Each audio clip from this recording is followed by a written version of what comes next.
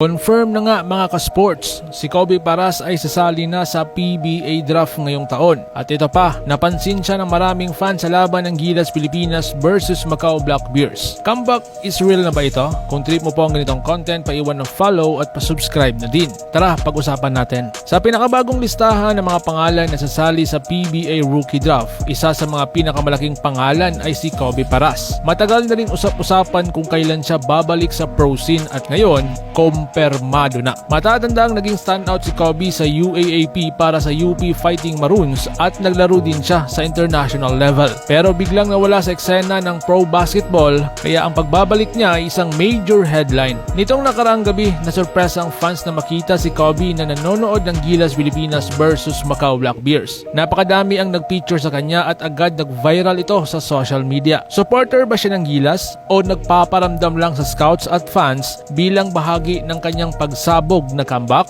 Ngayon ang tanong mga ka-sports, saang team sa PBA bagay si Kobe Paras? Kailangan ba niya ng system na nagbibigay ng malayang galaw tulad ng sa Terra Firma o Blackwater? O bagay ba siya sa isang contender kagaya ng Ginebra o SMB? Kayo mga ka-sports, anong masasabi nyo sa comeback ni Kobe Paras? Sa tingin nyo, game changer ba siya sa PBA? I-comment nyo po sa baba at huwag kalimutang i-like at i-subscribe para sa mas marami pang